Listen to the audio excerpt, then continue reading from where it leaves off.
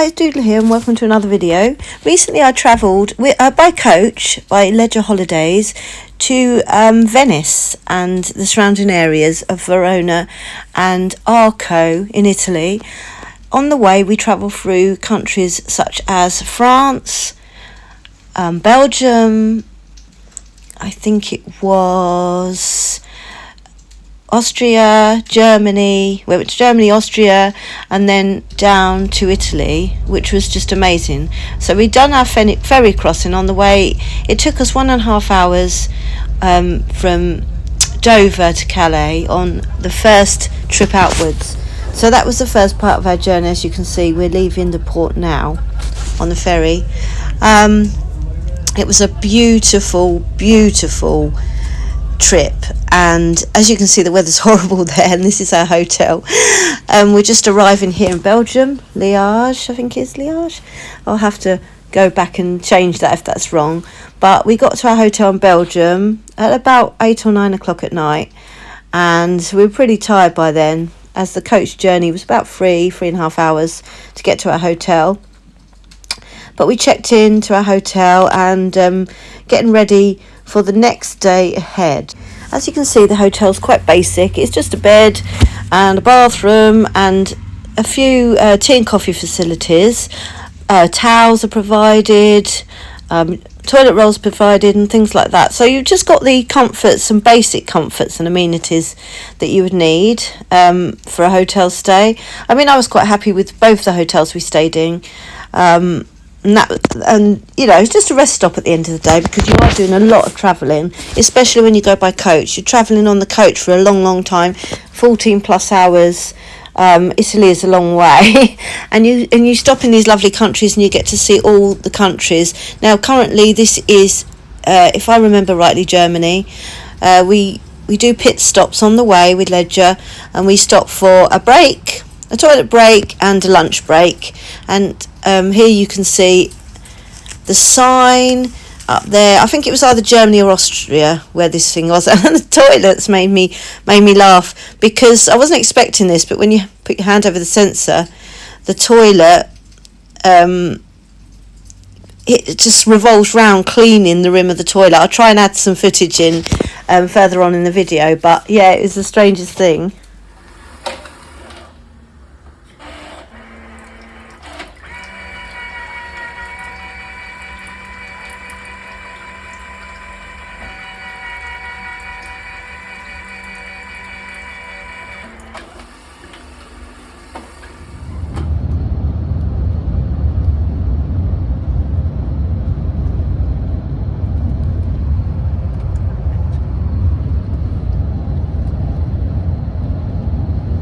As we travelled along, the snow was getting a bit thicker on the parts of the road, and then we could start to see mountainous areas as we come, I think, to the Alps. Correct me if I'm wrong, but I'm sure it's the Alps.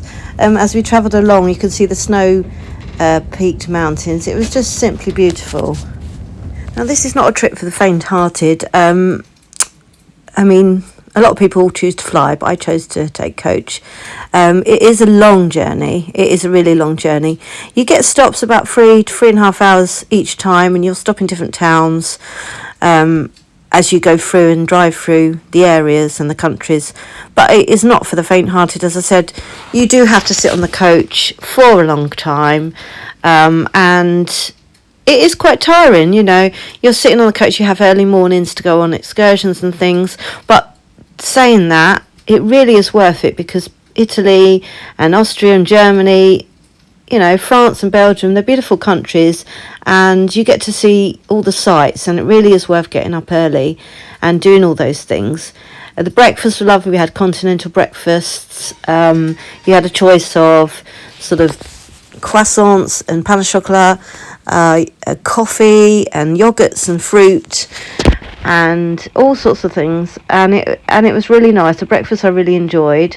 Then we'd have an evening meal in the hotel. So you've got to weigh up the pros and cons when you go on a coach trip, because you are having to travel 1,000 kilometres or whatever it is. you're travelling a long way. But we had a really nice group of people with us. We had 18 of us on the coach, and we travelled with the LEGER LUXURIA, which has got reclining seats and little monitors where you can watch a film to while away the time, or you can plug headphones in. I mean, I found the time on the coach not too bad. It was, you could cope with it. It's a long time, yes, but you had the countries, you've got, you know, lots of people to talk to if you want to, and you serve drinks in the coach with hot chocolate, coffee, tea, snacks, crisps, wine, things like that, and you're well looked after by LEGER. And as I say, we were looked after by the drivers, and we had a great time.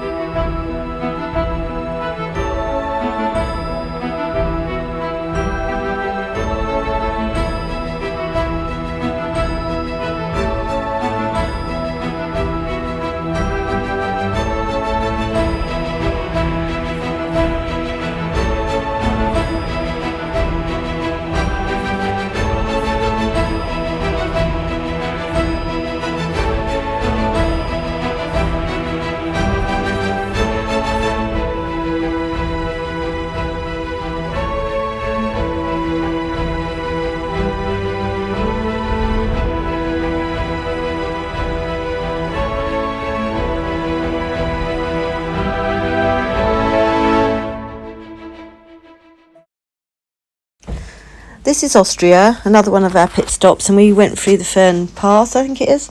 This was lovely. I found a little bit of woodland that I thought I'd sort of have a look through, and the smell of the pine trees, it was just wonderful.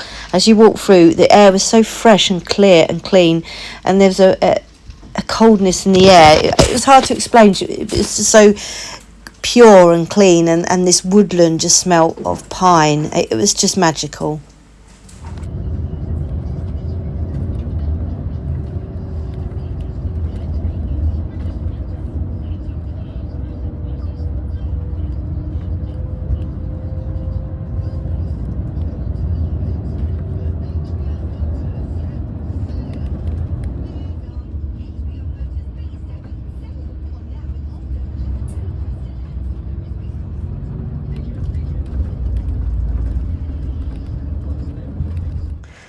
It was very weird going from one country to the next where you've got no snow at all, and then you come into Austria where you've got the snow on the ground, and it's clear that it's been snowing recently, and the chill, more of a chill to the air, but it's got that sort of pure chill to the air. And as you come through, the mountains are just vast. You just don't realise how big it is until you travel through it, and that's one of the reasons why I wanted to take a coach, because you get to see the countries. I'm not a fan of travelling a long way as such, but you wouldn't get to see this if you flew, because you're literally driving through the Alps, and you wouldn't get to see it if you didn't go by coach.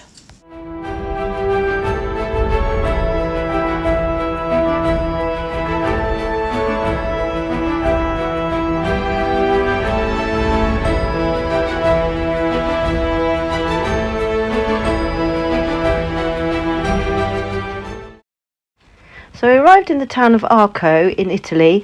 This was our second hotel, which we're going to spend 4 nights in, so we can explore Venice and Verona and all the other little towns and Lake Garda. The town was absolutely stunning, and I'd really recommend anyone who wants to go to Italy to pay a visit to Arco. It's dotted with beautiful cobbled back streets with Italian looking houses. It's got a beautiful castle perched on a hill in the mountains. It's surrounded 360 degrees by mountains, and it's got a little market that sort of opens in the morning. They sell fresh bread and lemons. I've never seen lemons that big. They're absolutely beautiful. I'll have to put some video footage of the lemons we got. They're massive, and there's abundance of citrus fruits and fresh vegetables, garlic, onions, and the peppers. The red peppers were huge as well. Everything was really beautiful at the market. But Arco's one of the places I'd recommend going because it's just so beautiful.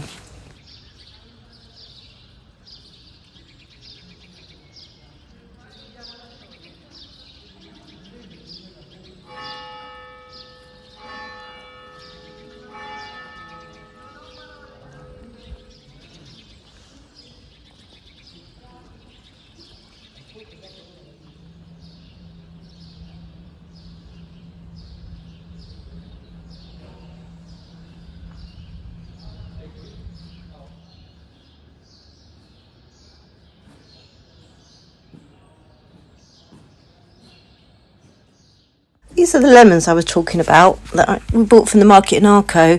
They're absolutely huge, and I'm sure the taste won't disappoint. We also visited a limoncello place where they sold all these lovely crema limoncello. Sorry, I'm terrible at pronouncing words. Pistachio and a lemon one. This was all part of Austria. Yeah, he was 25, yeah. Had a hard life, Lisa. So the end of the First World War, this was all part of Austria. Oh, they've got it covered up. There's a beautiful little house just here behind. You might be able to see it through the scaffolding just on the right-hand side. That was the customs house. Okay, so anything that came north up the lake from the lower end of the lake came up here. They had to land there and pay their taxes to the Austrians. Bringing it into Austria.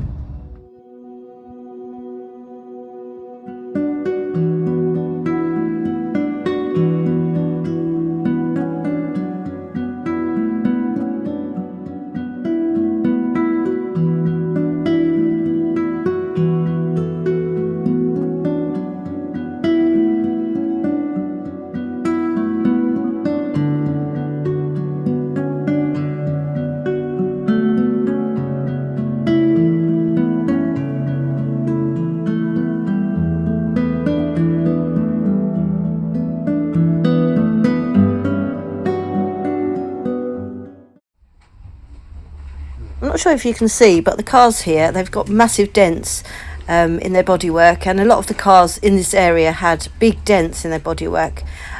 It's caused by hailstones hitting the cars and causing those dents. Now here we are in the little town of Sirmione. I think I've pronounced that right, I hope so. It's in the Lake Garda area, and it's such a pretty town. They had this beautiful castle here with a crystal clear moat, which was sort of a different colour of teals and blues, and we had a little boat ride around Sirmione just to see the other side of the peninsula, and this is where the opera singer, I think it's Maria Callas, used to live for a few years, and I can understand why. She used to live in a brightly coloured yellow house on the outskirts of the water there, and it's absolutely a beautiful town. If you can visit Sirmione, I'm sure that's right, but the right pronunciation. There's some little ducks down here on the water's edge, and they're so cute.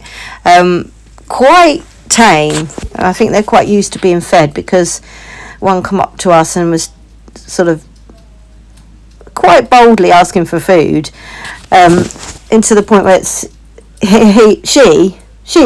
it was a female duck. She tried to take it out of her hands, which is quite funny. But this was a beautiful area. The sun was shining. It was quite warm for February, so this time of year. And again, as you can see, the duck, she is. Look, I mean, she's really quite bold, and she's clearly wanting food. Oh, oh, that's hilarious. As I said before, we took a boat ride around the peninsula of Sirmione, and it was lovely. You could see right round the peninsula. You could see Maria Callas's house. You could see all the lovely part of the beach around the back where holidaymakers will come in the summer when the weather's nice. And there's from the mountains, there's underneath the water, there's bubbles that come up from an underground sort of thing underneath, which produces those bubbles.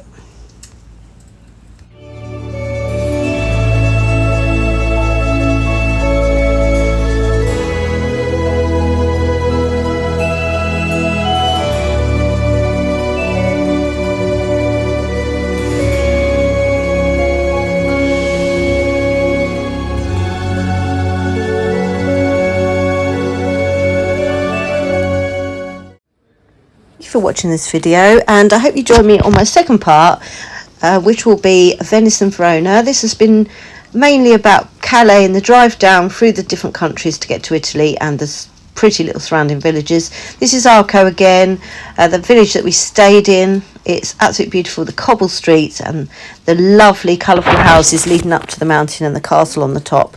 There's some derelict buildings actually around this area, but they're so ornate, they're just beautiful as well. Everything in Italy seems to be beautiful. The language, for me, it's the language and the people and everything. It's just vibrancy. So I hope you subscribe and like my videos, and I hope to see you on my next one. Thank you.